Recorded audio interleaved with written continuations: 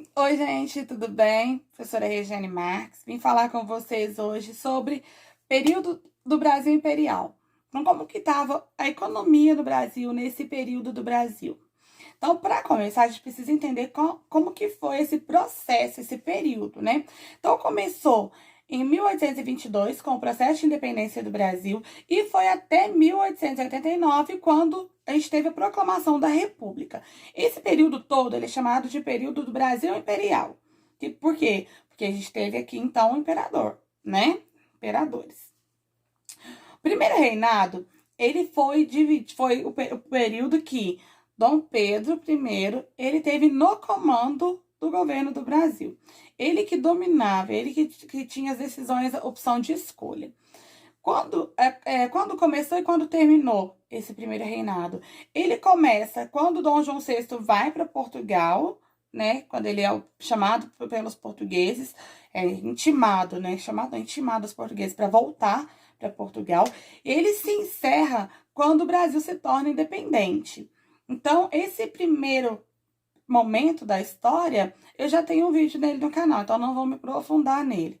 Então, o segundo momento do período do Brasil Imperial é o período regencial, que é quando Dom Pedro I também tem que ir para Portugal e deixa aqui no Brasil seu filho de 5 anos, Dom Pedro II, para tomar conta do nosso país. Como ele era uma criança, o Brasil então ficou na mão dos regentes, pessoas escolhidas pelo governo para comandar até Dom Pedro então poder assumir, Dom Pedro II então poder assumir esse governo do país. E o terceiro momento da história desse foi o segundo reinado, que é o período em que Dom Pedro II agora já é o imperador do Brasil e ele já pode tomar as decisões. Esse segundo reinado, ele foi de 1840 até 1889. Então, agora que eu contei para vocês como que foi essa divisão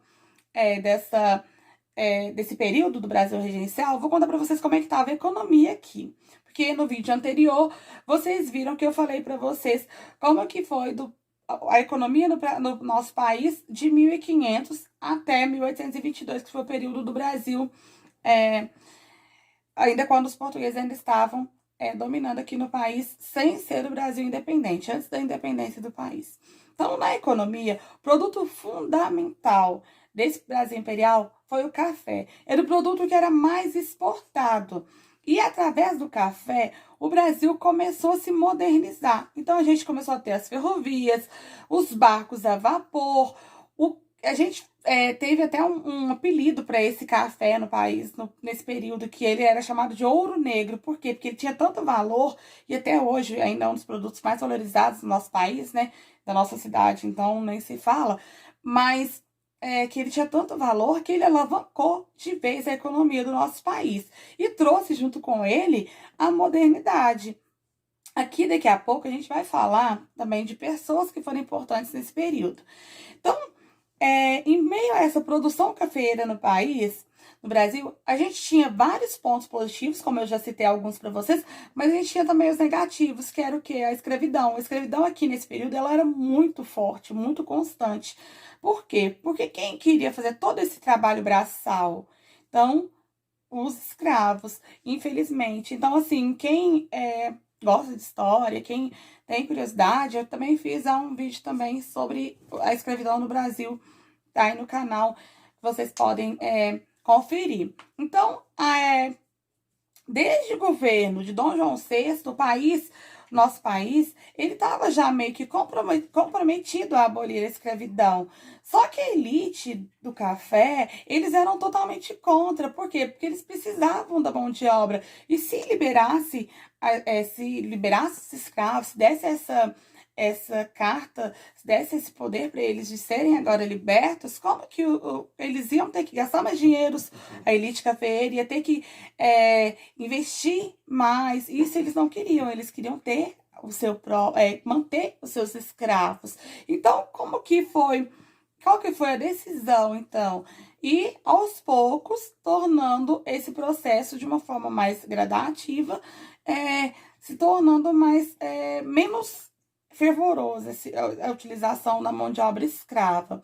Aí, até então, a assinatura da Lei Áurea, né, pela Princesa Isabel. O café, ele foi trazido para o Brasil, da Etiópia. E foi plantado aqui no país, primeiro, lá no Vale do Paraíba, em São Paulo. Por quê? Por causa da localização, por causa de ter um terreno propício, um terreno bom para esse tipo de cultivo. E porque aquele local, São Paulo, já estava se tornando um ponto de referência para essa modernidade que estava. Tanto é que hoje São Paulo é uma das principais cidades do nosso país, né? Então, ali já estava tudo preparado para essa modernidade chegar no nosso país. Agora eu vou falar de uma pessoa que foi muito importante nesse período e é bastante citada, que é Barão de Mauá. Depois, inclusive, eu posso fazer um vídeo para vocês falando da Era Mauá. Então, quem foi Barão de Mauá? Ele foi um rico empresário, um banqueiro, que ele resolveu fazer investimentos para fazer com que o nosso país ele melhorasse ainda mais na economia. O que ele fez, então?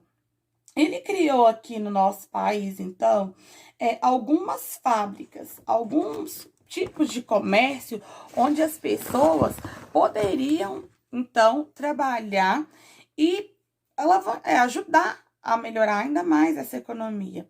Então, o que ele trouxe para o nosso país? Ele criou uma fundição e também criou um estaleiro. Então, foram os maiores investimentos da história desse período do Brasil Imperial. Só que, como o Barão de Mauá começou a crescer demais, gerou aquela inveja dos outros, dos outros nobrezas, não nobreza, não, da outra elite cafeeira.